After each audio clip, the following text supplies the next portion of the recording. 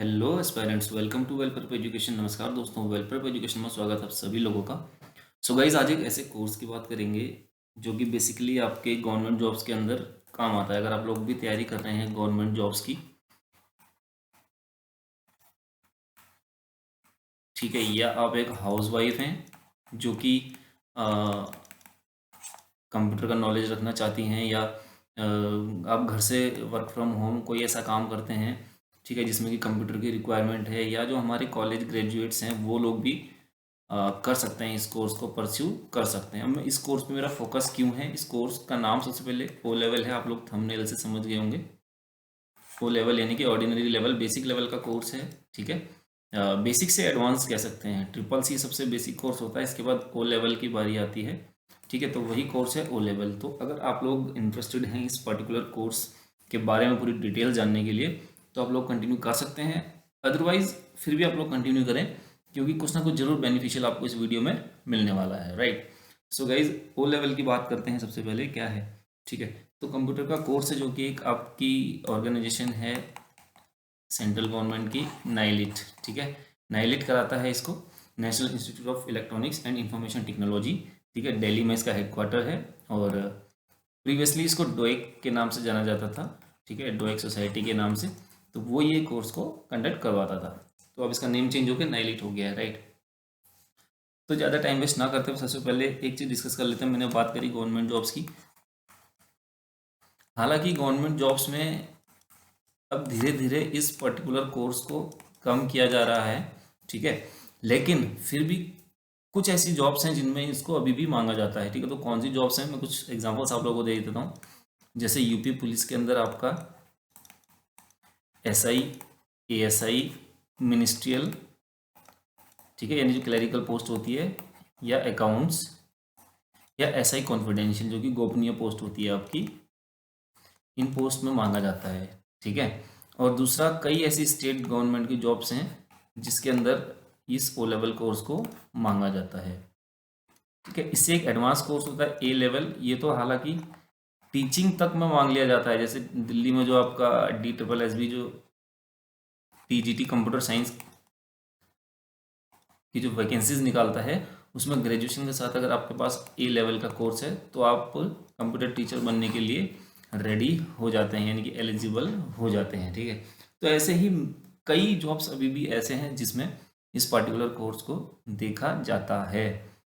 चाहे वो आपका यूपी PCL के अंदर हो, उसमें आपसे ये डायरेक्ट एलिजिबिलिटी तो नहीं मांगी जाती, लेकिन वहाँ पर आपको जो है O level based exam conduct करवा दिया जाता है, ठीक है। तो अगर आप ओ लेवल पढ़े हुए होंगे तभी उसको कर पाएंगे।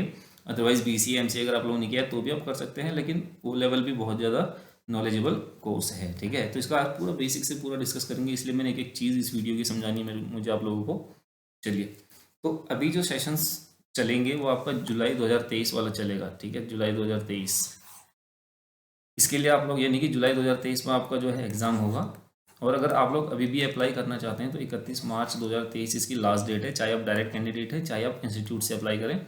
तो 31 मार्च 2023 आप लोगों को याद रखना है, ठीक है। तो अब एक बात और आती है दिमाग में कि भैया फ़ीस क्या होगी इसकी, ठीक है। फ़ीस की बात करें तो जब आप रजिस्ट्रेशन करते हैं नाइलिट की वेबसाइट पर, तो 500 रुपये का वहाँ पर आपसे रजिस्ट्रेशन का चार्ज लिया जाता है, ठीक है। और ये री रजिस्ट्रेशन तो छोड़ दीजिए, ये तब होता है जब आपका रजिस्ट्रेशन ही खत्म हो गया तब आप अप्लाई करेंगे तो, ठीक है। और exam fee for each module यानी थ्योरी प्लस प्रैक्टिकल। तो आप एक चीज़ ध्यान दीजिए, यहाँ पर आपके 4 मॉड्यूल होते हैं, 4 मॉड्यूल्स, यानी कि 4 सब्जेक्ट होंगे इसके अंदर आपके, जिसमें चारों में एक थ्योरी पेपर होगा, ठीक है, एक थ्योरी होगा, सॉरी, 4 में आपका चारों के 4 थ्योरी वाले पेपर हो गए और 4 प्रैक्टिकल होंगे, ठीक है। तो हर एक मॉड्यूल, यानी कि हर एक मॉड्यूल के अंदर आपके थ्योरी प्लस प्रैक्टिकल होगा। इसी तरीके से थ्योरी प्लस प्रैक्टिकल, ठीक है। तो एक मॉड्यूल का 1000 रुपये फीस है, तो 4 मॉड्यूल का कितना हो गया आपका, 4000 रुपये हो गया। ऐसी 500 रुपये रजिस्ट्रेशन का फीस हो गया यहाँ पर आपका। और जो इसमें प्रोजेक्ट होता है एक, उसकी 100 रुपये फीस होती है, और प्रोसेसिंग फीस 100 रुपये। ये मैं तब बता रहा हूँ जब आप वन टाइम में अगर एग्ज़ाम क्लियर कर जाते हैं। अगर आप एक बार फेल हो गए एग्ज़ाम में तो आपको दोबारा जो है एग्जामिनेशन फ़ी पे करनी पड़ेगी वहाँ पर, ठीक है। यानी कि थ्योरी का फीस 500 है, प्रैक्टिकल का 500 है, मिला के 1000 रुपये हो गया एक मॉड्यूल का। टोटल 4 मॉड्यूल हैं, इस तरीके से 4000 टोटल। अगर मैं बात करूँ, अगर आप वन टाइम क्लियर कर लेते हैं तो 4700 रुपये ये वो फ़ी है जो आप नाइलिट को पे करेंगे, क्योंकि नाइलिट इज़ द ऑर्गेनाइजेशन जो कि एग्ज़ाम कंडक्ट करवाएगा। ठीक है, अगर आप इंस्टीट्यूट के थ्रू करेंगे, डायरेक्ट करते हैं, तो आपका इतने में हो जाएगा अगर आप वन टाइम क्लियर कर लेते हैं एग्ज़ाम।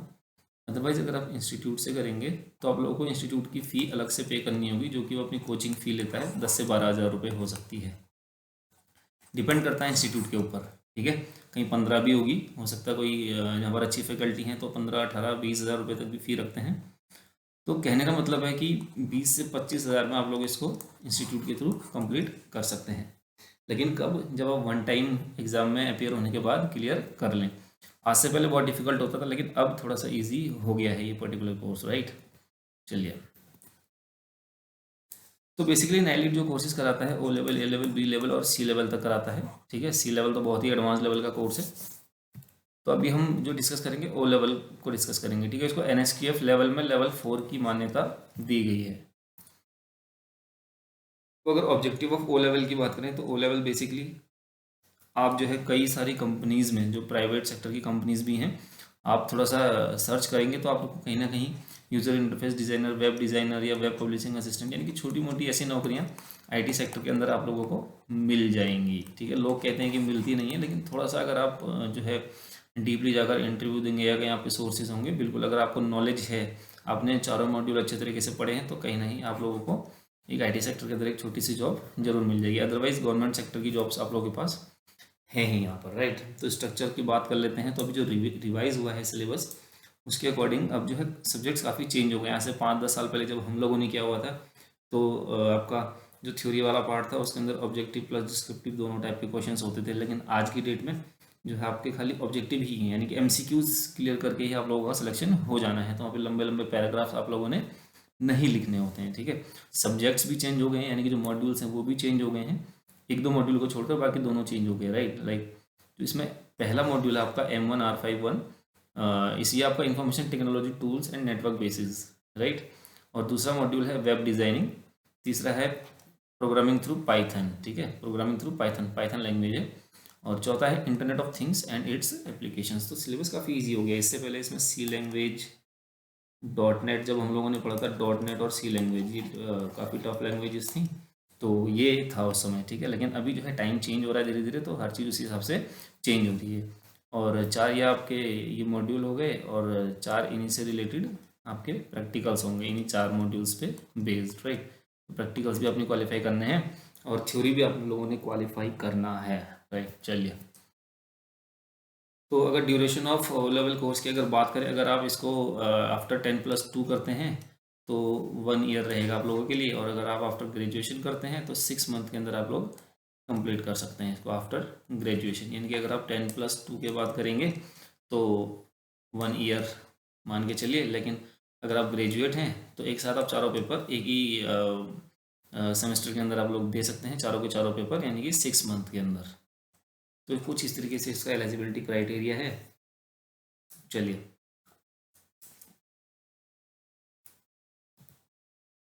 तो इसमें आपके 4 प्रैक्टिकल्स होंगे और एक प्रोजेक्ट होगा जो आप इंस्टीट्यूट के थ्रू अपना जहाँ पर जमा करवाएंगे।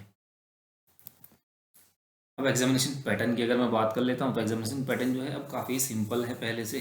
सिंपल इस सेंस में कह सकते हैं, खाली आप लोगों ने MCQ करने के बाद आप लोग इसको क्लियर कर सकते हैं। पहले क्राइटेरिया होता था आपका 40 मार्क्स का ऑब्जेक्टिव MCQ क्वेश्चंस होते थे, और 60 मार्क्स का आपका डिस्क्रिप्टिव होता था, यानी लंबे लंबे पैराग्राफ्स लिखने होते थे पर्टिकुलर टॉपिक्स के ऊपर। और 50% मार्क्स का क्राइटेरिया था दोनों में।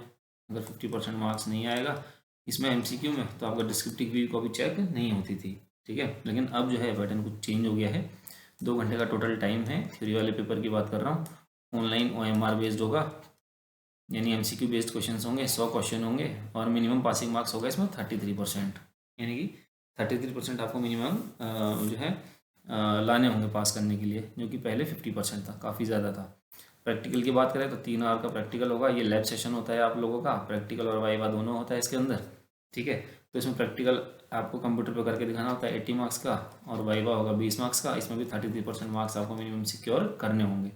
जो वेटेज लिया जाएगा आपका जो थ्योरी वाला पोर्शन है उसका 60% लिया जाएगा और इसका 40% लिया जाएगा, यानी कि दोनों के मार्क्स मिलाने के बाद आपके जो बनेंगे वो आपका टोटल वेटेज का 50% होना चाहिए।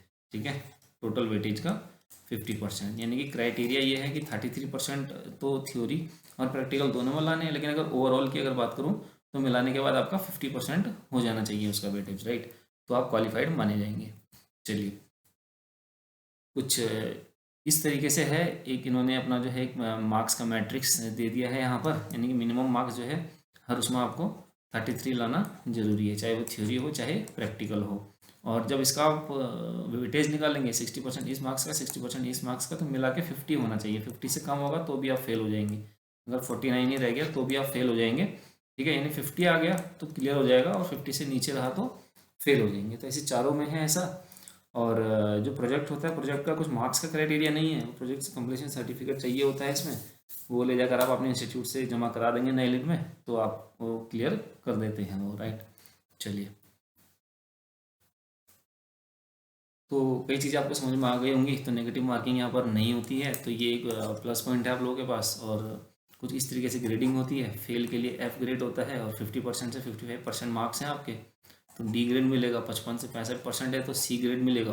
65 से 75 है तो बी ग्रेड यहाँ पर मिलेगा, और 75 से 85% तो ए ग्रेड, और सुपर ग्रेड मिलता है आप लोगों को 85% या उससे ऊपर पर, राइट। तो इस तरीके से कुछ ग्रेडिंग होती है। चलिए आगे बढ़ते हैं। तो जब आप सब कुछ कंप्लीट कर लेते हैं तो आप लोगों को theory examination, practical examination, project सब कुछ कंप्लीट कर लेते हैं तो आप लोगों को ओ लेवल का जो सर्टिफिकेट है आईटी का वो दिया जाता है नाइलिट के द्वारा। और इसकी मान्यता है ministry of human resources and development के अंदर। ठीक है, और नेशनल स्किल क्वालिफिकेशन फ्रेमवर्क के अंदर इसको लेवल 4 पे स्थान मिलता है। ठीक, तो रजिस्ट्रेशन सबसे पहले क्राइटेरिया क्या है इसका, रजिस्ट्रेशन, जो कि अभी खुले हुए हैं। डेट मैंने बता दी 31 मार्च 2023 तक आप लोग अप्लाई कर सकते हैं, तब जाकर आप जुलाई वाले एग्ज़ाम में अपीयर हो जाएंगे, राइट, अपीयर हो जाएंगे, राइट। चलिए, तो एलिजिबिलिटी क्राइटेरिया मैंने आप लोगों को बता दिया। 12th और ग्रेजुएट हो आप, और डिटेल में डिस्कस करते हैं। अगर आप 12th हैं या ITI है आपके पास 2 साल का आफ्टर 10th तो भी आप एलिजिबल हैं, या ITI है 1 साल का आफ्टर 10th और 1 साल का एक्सपीरियंस है तो भी एलिजिबल हैं। कुछ इस तरीके से अदर एलिजिबिलिटी क्राइटेरियाज यहाँ पर और दिए हुए हैं, आप लोग देख सकते हैं। ठीक है, अगर आप ये क्राइटेरिया था आपका अगर आप इंस्टीट्यूट्स के थ्रू जाते हैं। अगर आप डायरेक्ट करना चाहते हैं तो ऊपर वाले सभी रहेगा, साथ में 2 इयर्स का आपको एक्सपीरियंस होना चाहिए। ये एक्सपीरियंस आपका टीचिंग का हो सकता है किसी इंस्टीट्यूट के अंदर। ठीक है, teaching in institute as a faculty member आपने काम किया हुआ है वहाँ, लेकिन इसमें कोचिंग नहीं आएगा। अगर आप घर पे अपने कोचिंग देते हैं तो वो एक्सपीरियंस के अंदर इंक्लूड नहीं होगा। ठीक है, तो कट ऑफ डेट्स कुछ इस तरीके से रहते हैं। जुलाई वाले एग्जाम में अपीयर होना है तो 31 मार्च रहता है लास्ट डेट, डायरेक्ट और इंस्टीट्यूट कैंडिडेट्स दोनों के लिए। और ऑनलाइन पेमेंट 7 अप्रैल तक आप लोग कर पाते हैं। और जनवरी वाले साइकिल के लिए 30 सितंबर रहता है लास्ट डेट, और 7 अक्टूबर तक आप लोग ऑनलाइन पेमेंट इसका कर सकते हैं, राइट। चलिए आगे बढ़ते हैं। प्रैक्टिकल एग्जामिनेशन की अगर बात करें तो 4 प्रैक्टिकल होंगे इसके अंदर। 3 घंटे का रहता है। 80 नंबर का एक प्रैक्टिकल होगा, साथ में 20 नंबर का वाइवा होता है इसमें। ठीक है, तो डेट्स जो है बाद में आती हैं, ये नाइलिट डिसाइड करता है, नाइलिट की वेबसाइट पर आता है। और वही लोग अपीयर होंगे जो थ्योरी क्वालिफाई करके आए हैं, अदरवाइज नहीं कर सकते। चलिए, parity table between revision 4 and revision 5, ये बहुत ज़्यादा देखने की ज़रूरत नहीं है। रिवीजन 4 में जो पुराने मॉड्यूल्स थे वो सारे हैं जो हम लोगों ने पढ़े हुए हैं, और 5.1 के अंदर जो आप लोग पढ़ेंगे वो है। तो बाकी अदर चीज़ें मैंने सारी इसमें डिस्कस कर दी हैं, सारे स्कोप्स डिस्कस कर दिए हैं। अगर इसके अलावा कोई डाउट होगा आप लोगों का तो कमेंट सेक्शन में आप लोग कमेंट कर सकते हैं। और BCMCA कर रहे हैं तो बहुत अच्छी बात है, लेकिन अगर कुछ और कर रहे हैं, किसी अगर कॉमर्स फील्ड से हैं, साइंस फील्ड से हैं, साथ में चाह रहे हैं कि कंप्यूटर का नॉलेज हो जाए, BCMCA मेरे को नहीं करना है, तो O लेवल का कोर्स आप लोग कर सकते हैं। बिल्कुल बहुत ज़्यादा बेनिफिशियल होगा, कहीं ना कहीं नॉलेज आप लोगों का बढ़ाएगा। So all the best guys, bye bye, take care, and please don't forget to comment if you have any doubts, right? So bye bye, take care.